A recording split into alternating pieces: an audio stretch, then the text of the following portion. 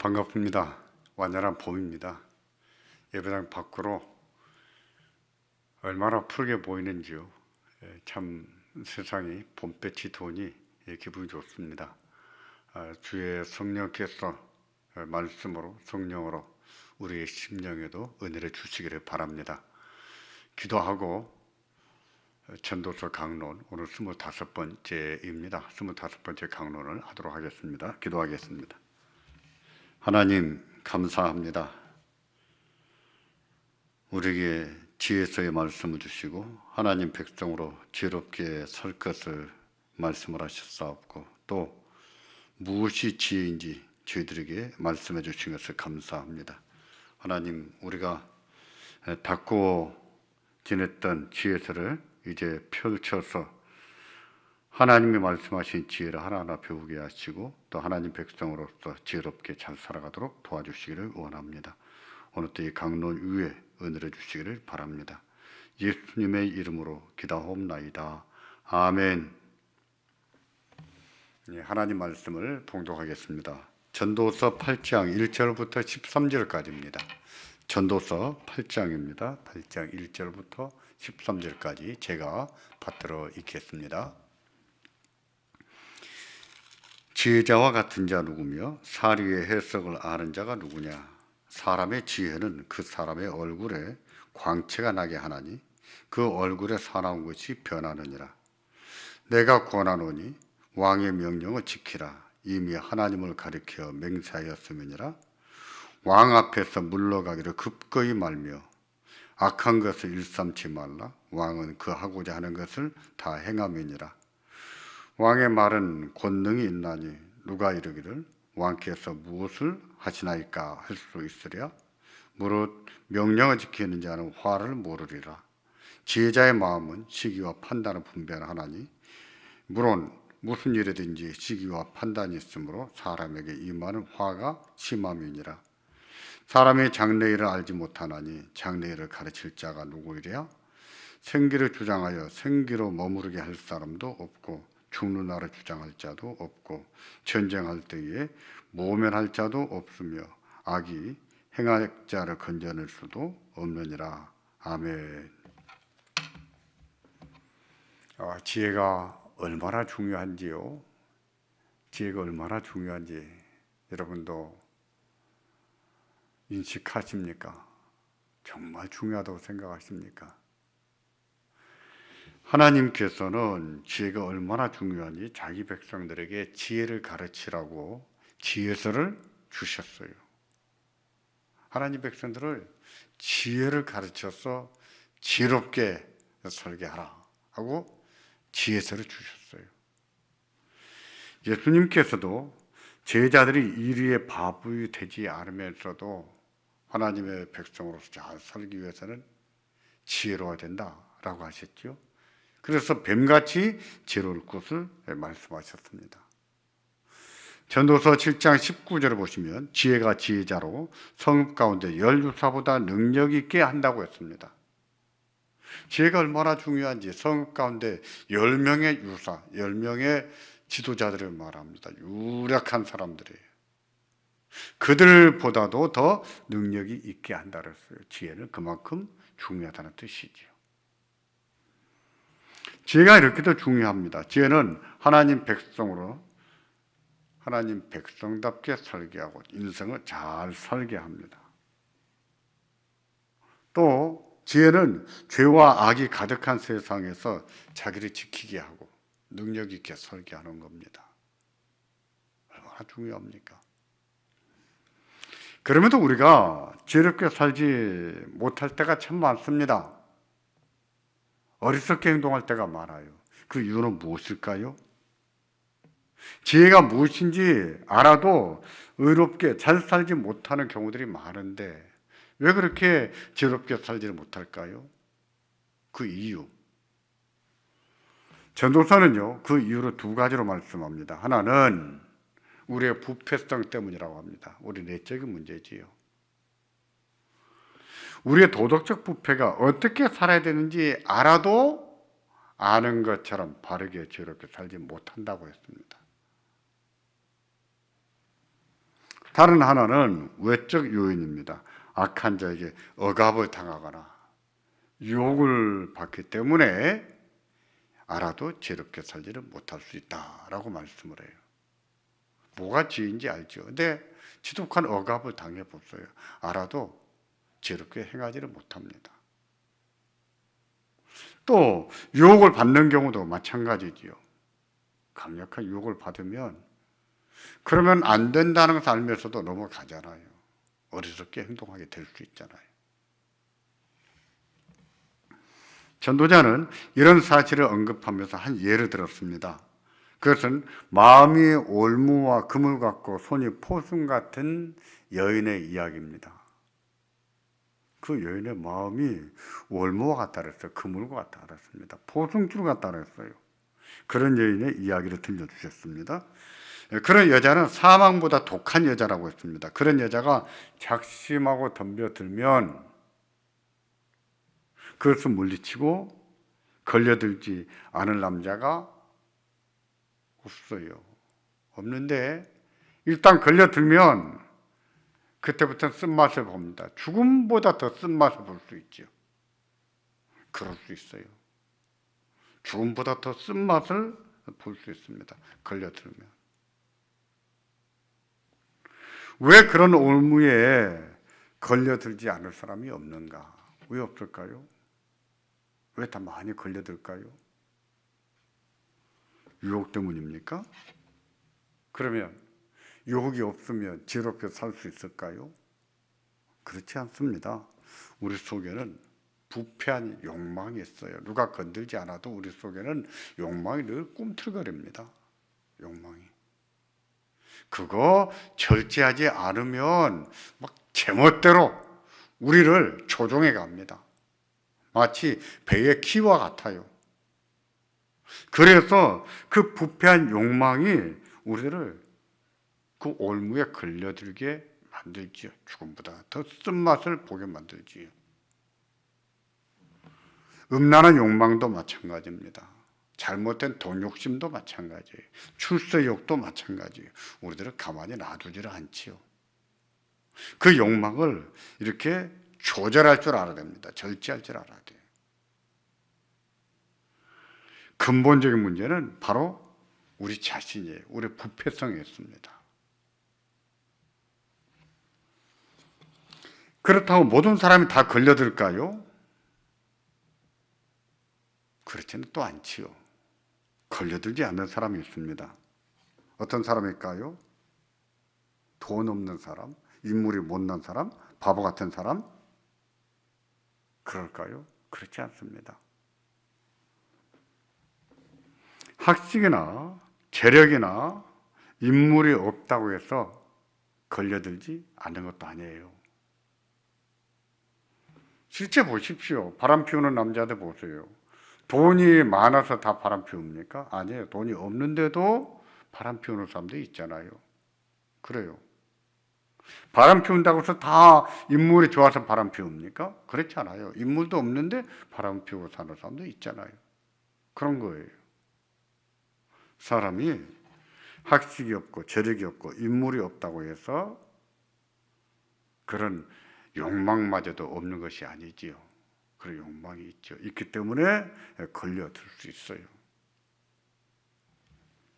전도서 7장 26절을 보면 하나님을 기뻐하는 자는 저를 피하려니와 죄인은 저에게 잡히리라고 했습니다. 걸려들지 않는 사람이 있다고 해요.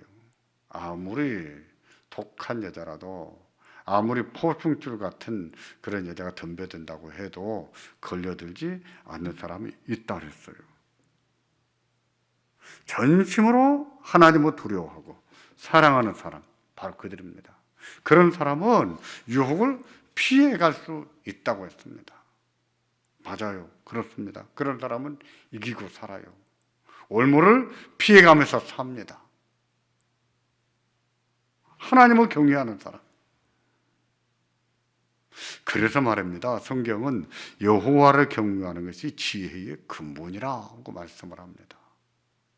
하나님을 경외하는 것이 지혜의 뿌리다, 근본이다. 모든 지혜는 어디서 오는가? 하나님께로부터 온다는 거예요.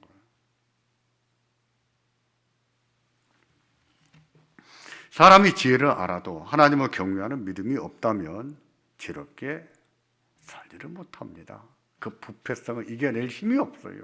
더군다나 유혹이 오면 그 유혹을 부딪혀 나갈 수는 힘이 없어요. 하나님을 경외하는 것은 그렇게 좋아요. 그렇게 중요해요. 우리가 하나님을 경외하기를 바랍니다. 하나님께서 주신 은혜와 능력으로 죄도 이기고 유혹을 이기고 그 부패성도 절제하고 그러면서 지혜롭게 살아야 됩니다. 그렇게 사셔야 돼요. 그런 분들은 걸려들지 않으면서 인생을 끝까지 완주할 수 있습니다. 잘 달려갈 수 있어요. 전도서 8장은요 7장에 이어서 하나님을 경외할 것을 말씀합니다. 7장에서 하나님을 경외하는 자가 올무와 그물과 포승줄 같은 유혹을 이길 수 있다고 했습니다. 하나님을 경외하는 사람이 하나님을 경외하는 것이 이렇게 중요하다는 것인데 8장에서도 그 중요성을 말씀을 해요. 예를 들면서 말씀합니다. 8장 1절을 보실까요? 지혜자와 같은 자 누구며 사리의 해석을 아는 자가 누구냐? 사람의 지혜는 그 사람의 얼굴에 광채가 나게 하나니 그 얼굴에 사나운 것이 변하느니라. 지혜자는 세상 일에 대한 이치를 아는 사람입니다. 그런 사람은 얼굴에 광채가 난다 그랬어요. 얼굴에 빛이 난다 그랬어요. 얼굴 빛이 달라요. 보십시오. 다릅니다. 설령 그 얼굴에 사나운 것이 있을지라도 지혜를 얻으면 그 얼굴에 사나운 것이 다 벗어진다고 했습니다. 벗어지고 그 얼굴에 광채가 난다고 했습니다. 그런 사람들이 있습니다. 보십시오. 어떤 사람이 얼굴이 사납습니까? 얼굴이 사나운 사람. 대개는 성질이 고약한 사람이 얼굴이 사납지요. 잘 웃을 줄도 모르고 기쁘게 살 줄도 모르고 밝게 살 줄을 모르고 항상 뭐가 불만인 듯이 그리고 그냥 자기 성질대로 살려는 사람이 있어요. 고약한 사람들이 있습니다. 얼굴빛이 좋지가 않아요. 얼굴이 사납게 보입니다. 또 어떤 사람이 얼굴이 사나울까요? 거만한 사람이지요. 거만한 사람. 성질이 고약한 사람처럼 사납게 보이지 않을지 몰라도 그 얼굴에 거만함이 철철 흐르는 사람이 있어요. 그것도 얼굴이 사납다고 말하는 부류에 들어갑니다. 마음이 거만한 사람은 얼굴에도 거만기가 흐르는데 그것을 사납다고 했어요. 사납다는 말은 히브리 말로 오즈라고 합니다. 오즈. 그 뜻은 능력, 세력, 권력입니다. 능력, 세력, 권력이에요. 일반적으로 이 말은 좋은 뜻으로 사용하는데 가끔은 부정적인 뜻으로 사용해요. 여기에서는요, 부정적인 의미로 사용했습니다. 권력 있고 세력이 있는 사람은 얼굴이 사납다는 뜻으로 사용했어요. 그런 겁니까? 권력 있고 세력이 있으면 다 얼굴이 사나워 보입니까? 다 그렇지는 않지요. 않은데 그런 사람이 있죠. 왜 그럴까요? 권력과 세력이 생기면 사람이 거만해질 수 있잖아요. 맞아요. 그래서입니다. 권력이 생기고 돈이 생기고 또 세력이 생기면 사람이 거만해 보일 수 있어요. 그것을 사납다라고 표현한 거예요. 하지만 지혜가 있는 사람은 그러지 않습니다. 권력이 생겨도 거부가 돼도 세력이 생겨도 얼굴에 거만함이 묻어나오지가 않아요. 왜? 그 마음에 겸손함이 있기 때문이지요.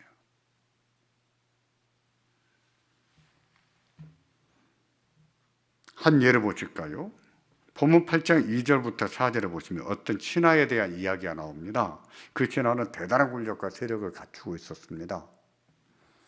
그 기세가 얼마나 등등했던지 왕에게 견줄 정도예요.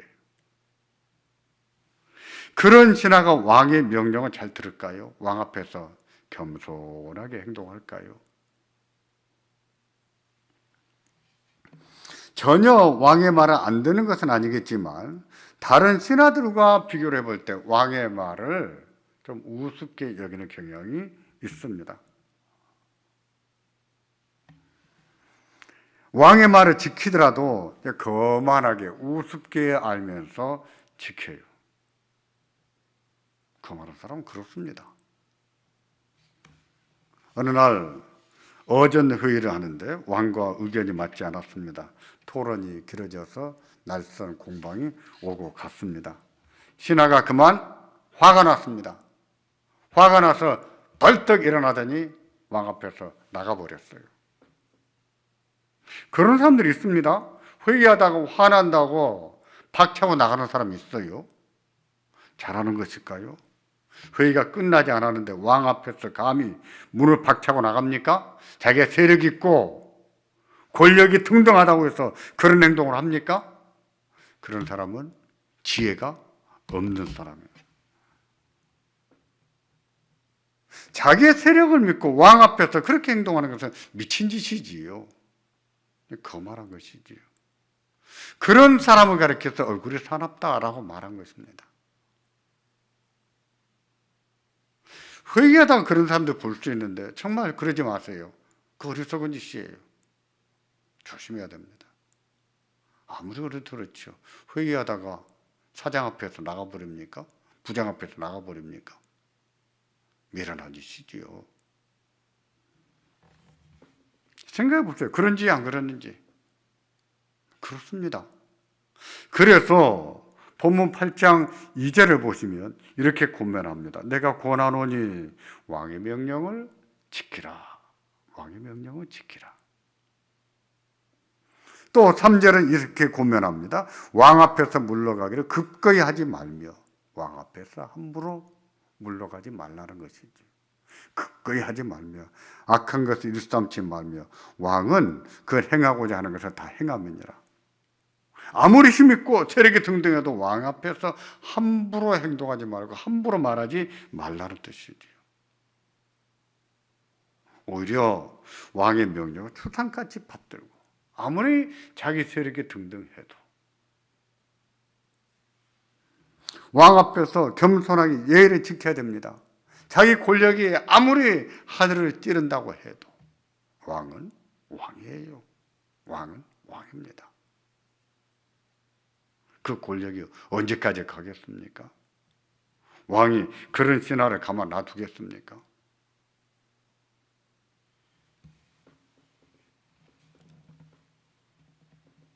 왕 앞에서 함부로 행동하지 않고 함부로 말하지 않고 악한 것을 일삼지 않고 왕이 말하는 것을 추상같이 받들어서 잘 복종하는 사람, 그런 사람은요 힘있고 재력이 있어도 얼굴이 온화하고 또 얼굴이 빛이 나지요.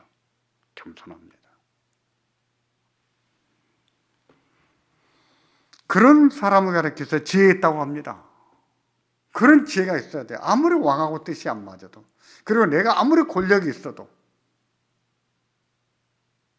자기가 신하인 것을 알고 저희는 왕인 것을 알고 그 앞에서 겸손할 줄 알아야 됩니다. 그게 지혜로운 사람이에요. 성질 난다고 뜻이 안 맞는다고 박차고 나갑니까? 죽으려면 무슨 짓을 못하겠어요. 죽을 짓을 자초하는 것이지요.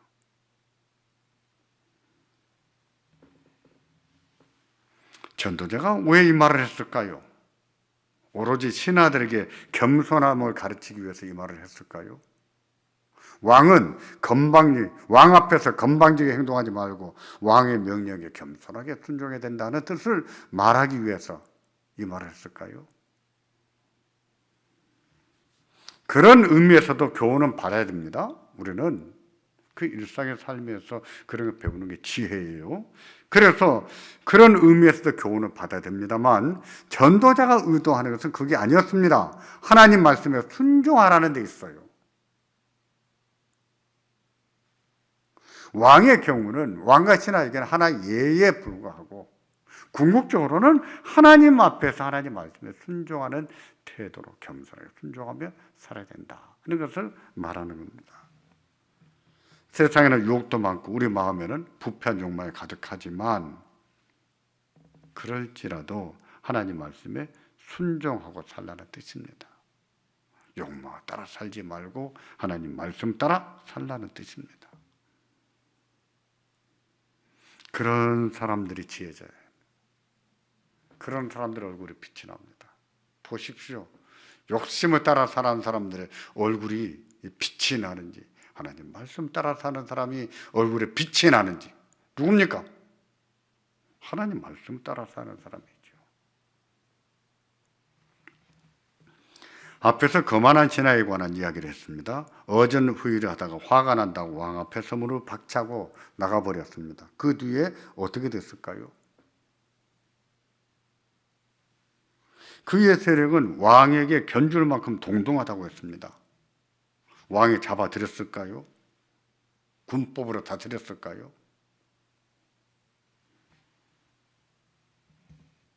그 정도 세력이 있다면 왕이라도 함부로 못합니다. 그건 사실이에요. 함부로 못해요. 왕이지만. 그 지나도 그것을 알았습니다. 알았기 때문에 왕의 면전에서 문을 박차고 나가지요. 어떻게 그렇지 않으면 그런 행동을 하겠습니까?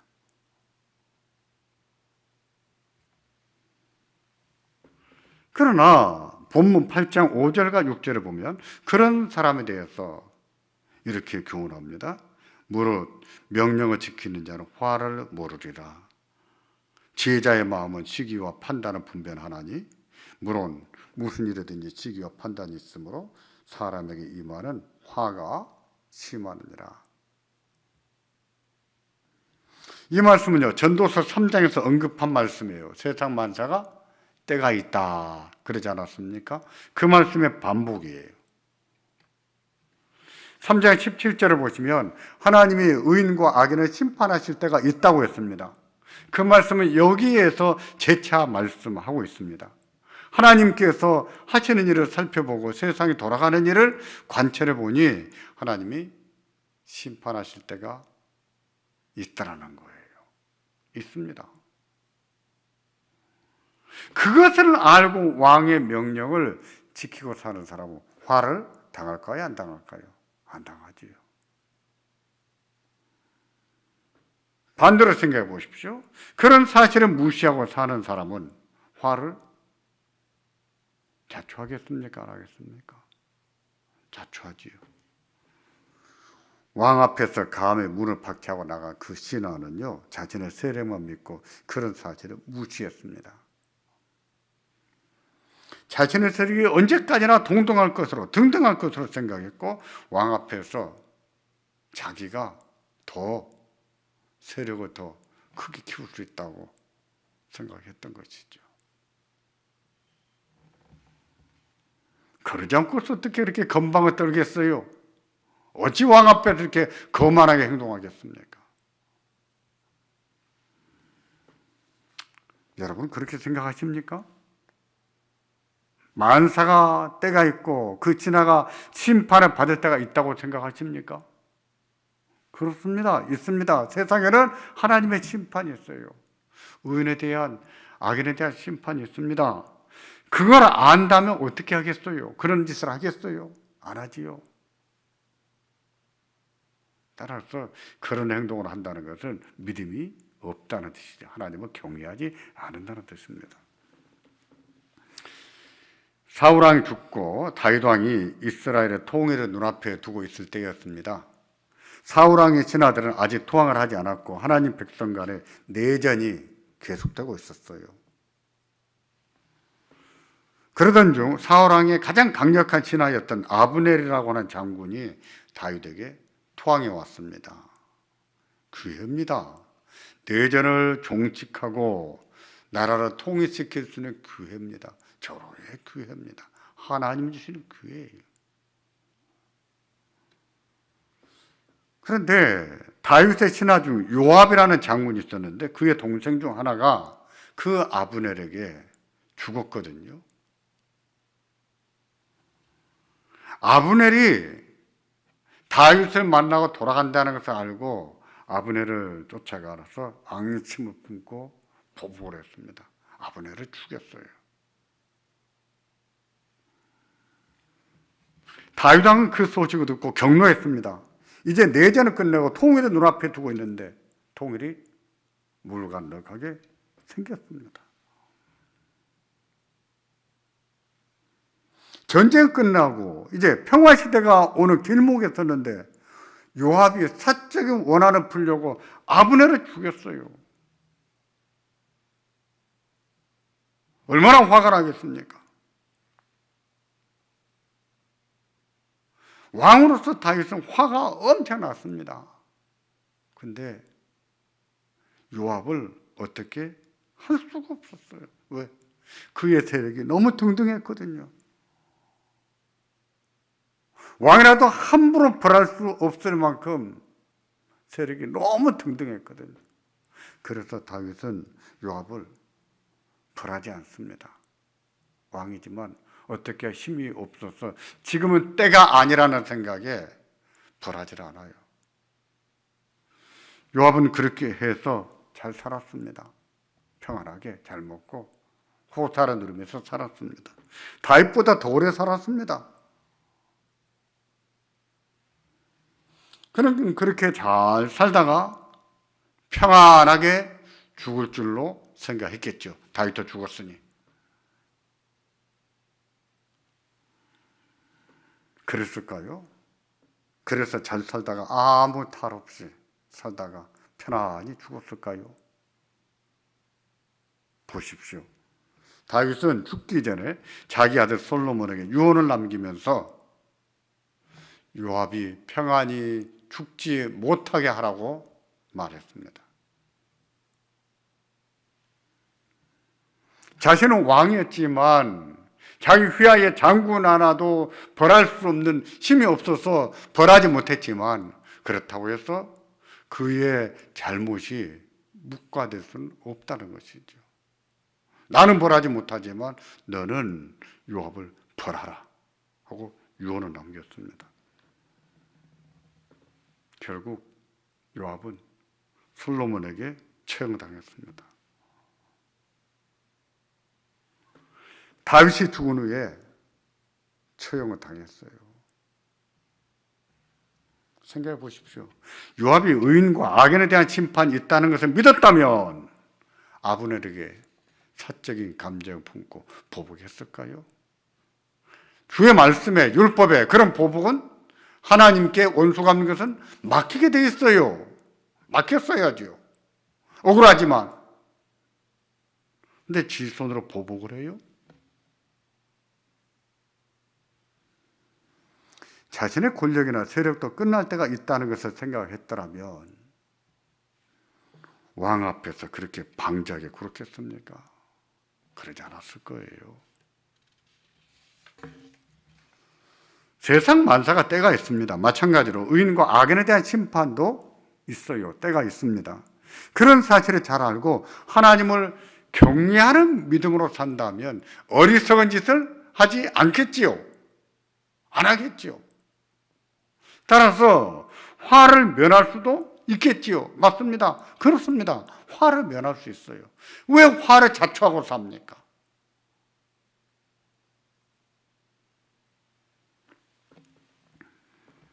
지혜자는 그런 사실을 분별할 줄 아는 사람이에요. 분별하고 삽니다.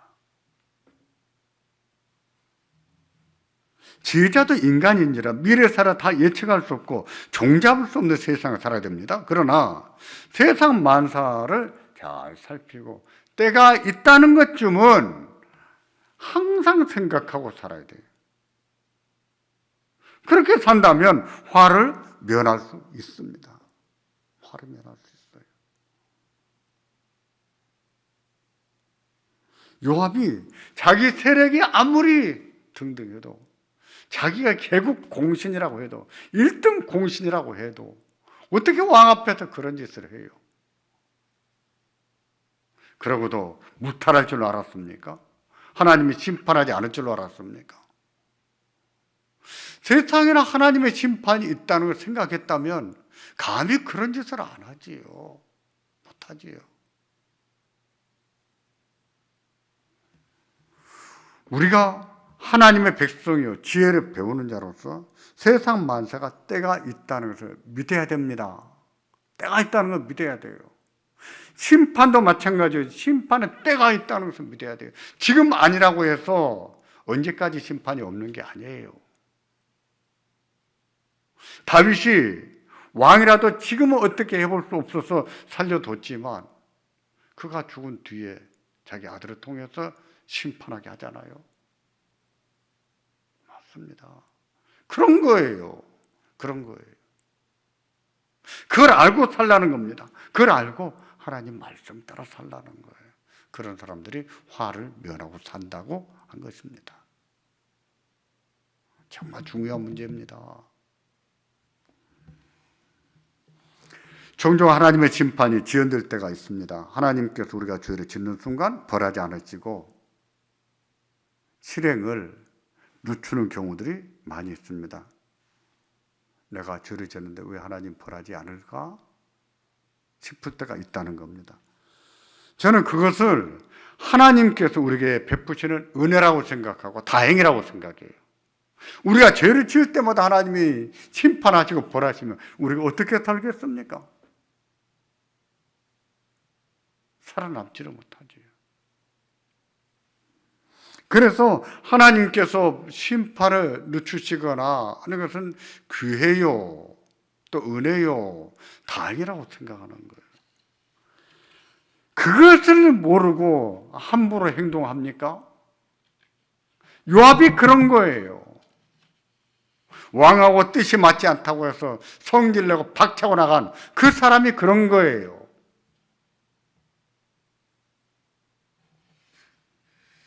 본문 8장 11절을 보시면 그런 사람들의 생각을 지적해서 이렇게 말씀합니다. 악한 일의 징벌이 속히 실행되지 않으므로 인생들이 악을 행하기에 마음이 담대하도다. 우리가 죄를 지을 때마다 벌하지 않으심으로 간을 본다는 뜻이에요. 간을 본다. 이번에도 괜찮겠지. 이번에도 벌하지 않겠지. 이번에도 아무 일 없겠지. 괜찮을 거야. 라고 생각하는데 그게 바로 간을 보는 것이죠.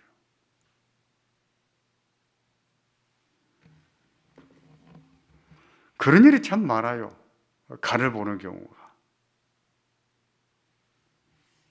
실제로 세상에는 100번 악을 행하고 장수하는 악인이 있습니다. 요압처럼 악을 행하고 잘 먹고 잘 사는 사람도 있어요.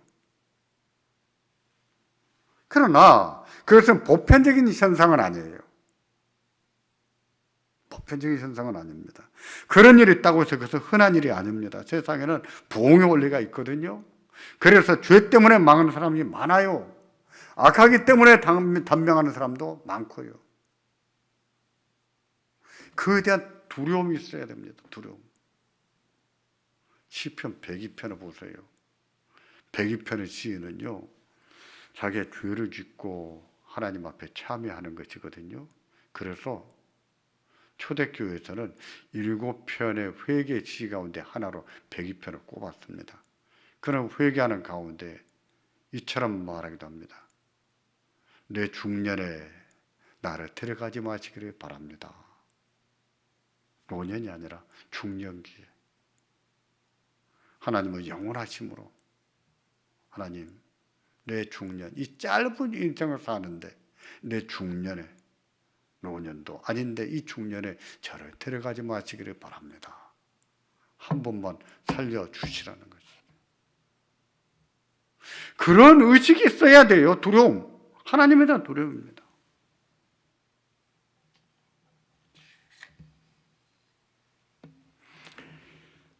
악한 자에 대한 징벌이 즉각 실행되지 않는다고 해서 악을 행하기에 담대해서는 안 됩니다. 이번에도 괜찮겠지. 이번에도 봐주시겠지. 한 번만 더 봐주시겠지.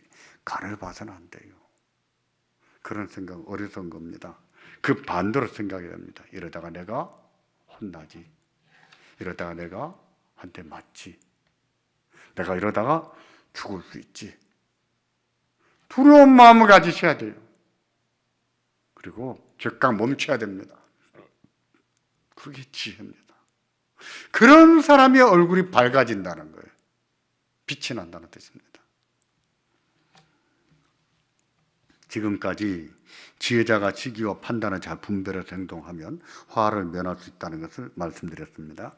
악인에 대한 심판도 반드시 있다는 것을 말씀드렸습니다.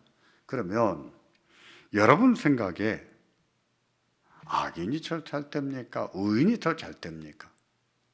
누가 더 잘 되는 것 같습니까?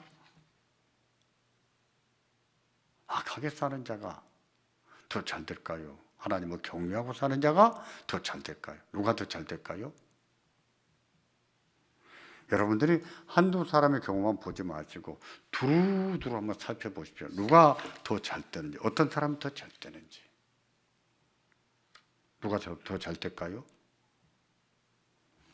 하나님은 이에 대해서 뭐라고 하시냐면 본문 8장 12절을 보시겠습니까? 다 같이 보겠습니다.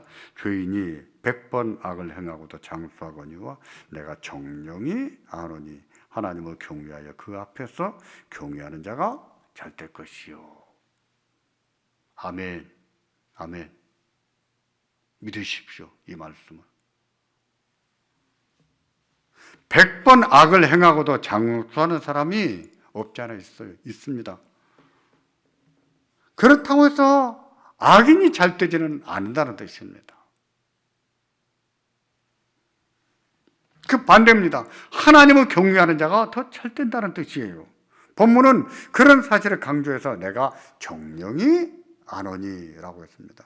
내가 분명히 아는데 내가 많은 경우를 살펴봤는데 그 말이에요. 내가 장담하는데 하나님을 경외하며 그 앞에서 행하는 자가 잘 된다라 하고 말하는 거예요. 이것은요 지혜서잖아요. 관찰해보고 살펴보고 하는 얘기입니다. 누가 더 잘 되는지. 누가 잘 되겠습니까? 하나님을 경외하는 자가 잘 됩니다. 믿으십시오. 그런 거예요. 그렇습니다. 하나님을 경외하는 자가 잘 됩니다. 정령코 잘 돼요. 그런데 욕망을 따라서 합니까? 욕이 온다고 해서 그것을 못 이기고 넘어갑니까? 하나님을 경외하는 믿음을 가졌어요. 하나님을 두려워하는 것, 시기와 판단인 것을 알고 만사가 때가 있는 것을 아시고 하나님이 심판하실 때가 있는 것을 아시고 하나님을 두려워하는 마음을 가졌어요. 두려워하는 마음으로 하나님 말씀을 순종해야 됩니다. 그리함으로 우리는 종잡을 수 없는 인생을 살지라도 화를 면해가면서 이겨가면서 살 수가 있습니다. 지혜자는 그렇게 살아요. 지혜자는 그렇게 삽니다. 그렇게 살아라고 8장에 말씀하신 거예요. 왕 앞에서 경거망동하게 행동하지 말고 아무리 권력 있고 아무리 힘이 있다고 해서 함부로 행동하지 말고 하나님을 두려워하는 마음으로 살라는 거예요. 이런 지혜를 배우기를 바랍니다. 이런 지혜가 있기를 바랍니다. 그래서 우리에게 주신 우리의 삶을 잘 살아내기를 주의 이름으로 축원합니다. 기도하겠습니다. 전능하신 하나님, 인간이 얼마나 어리석은지요. 하나님의 뜻을 알고 지혜를 알아도 지혜롭게 살지를 못할 때가 있는 것을 고백합니다. 우리에게는 그런 부패한 욕망이 가득한 것이 알게 하시고 또 우리에게는 끊임없는 유혹이 있는 것도 잘 알게 하셔서 우리가 왜 하나님을 경외해야 되는지 왜 하나님을 두려워해야 되는지 잘 알기를 원합니다. 전능하신 주님, 하나님의 살아계시고 또 만사에 대한 하나님의 통치와 그리고 심판이 있는 것을 알고 우리가 힘 있고 능력 있고 세력이 있다고 해도 주님 앞에서 경거망동하지 않도록 도와주시기를 원합니다. 오히려 하나님 앞에서 겸손을 배우게 하시고 행할 바를 알게 하심으로 화를 면하며 살게 하시고 하나님 이 종잡을 수 없는 인생을 잘 살아낼 수 있도록 도와주시기를 바랍니다. 우리 하나님 백성들을 지혜롭게 하게 하여 주시옵소서. 예수님의 이름으로 기도하옵나이다. 아멘. 제25강을 마쳤습니다.